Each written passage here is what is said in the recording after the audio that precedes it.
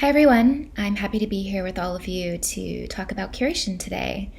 It's one of the most challenging aspects of being an organizer, and that's partly because the speakers and ideas that you have at your event directly impact the experience that everyone has on that day.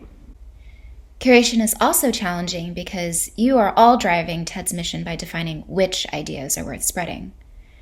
So while curation is this very challenging piece of your responsibility as an organizer, it's also this huge opportunity for your team, your community, and your speaker.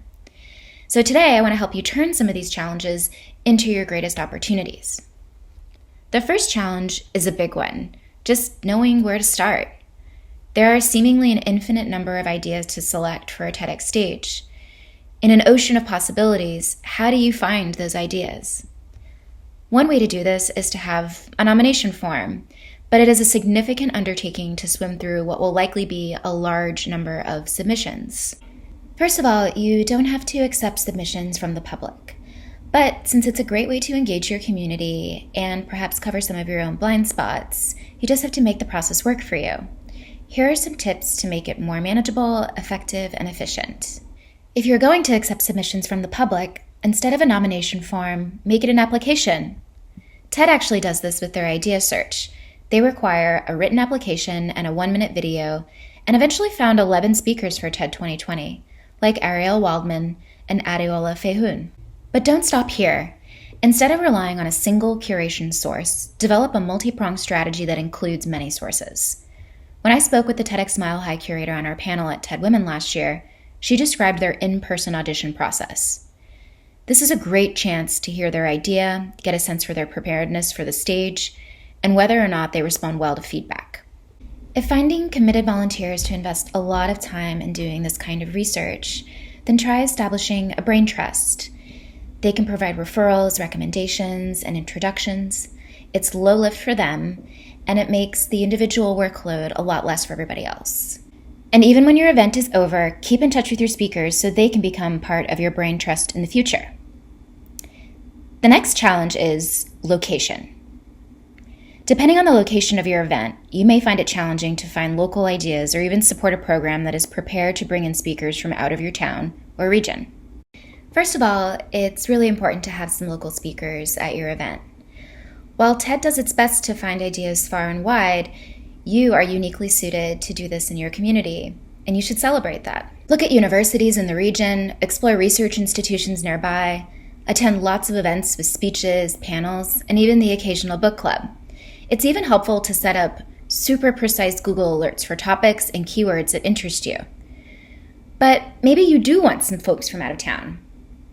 It's important to communicate the value of the experience, what the speakers will get out of speaking at your event. Maybe it's a hometown celeb returning to their roots, giving back to their community. Or maybe they have no connection at all, and you present the public speaking experience they'll get with coaching, TED Masterclass for free, and of course, their talk published online. TEDx Fargo has a great speaker guide they shared on the Hub a couple years ago. What it does so well is that it shows speaking at their event is an experience and an accomplishment, and that they'll make memories and create new relationships and friendships too. And the last thing that I'll say in terms of location is to experiment with creating digital content. Eliminate location as an issue for your event. TEDxers have actually been doing this for a really long time. For example, TEDx Gateway invited the late Stan Lee to give a talk many years ago, and this actually remains one of my most favorite talks of all time. And there is no better time to try experimenting than now, because it's so difficult to gather in person and travel. Look to TED 2020 and the TEDx community to see how they are innovating. Here's a talk by Dexter Diaz at TEDx Exeter and an interview with Leanna Wen at TEDx Mid-Atlantic. While you may not be up for producing a talk remotely, it reminds us all that even with talks on stage, you are all digital content creators. All these talks get added to the TEDx archive online, so it's important that all that media is clear for publishing.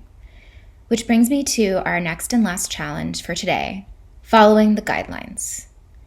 This is a very important part of curation, but what's really great about this process is that if you do everything up until this point very well, it will make this part much easier than it seems. Because it's not just your responsibility, It's also your speakers, and you can share in this responsibility if you see them as your co-creator. Being an organizer and a curator is not just about producing an event or finding great ideas. It's also about managing relationships with vendors, with volunteers, and also with your speakers. Creating strategically scheduled checkpoints in your speaker preparation process will help both of you stay on the same page. So before I get into those checkpoints, as a reminder, the TEDx program has content guidelines and copyright guidelines, and here they are.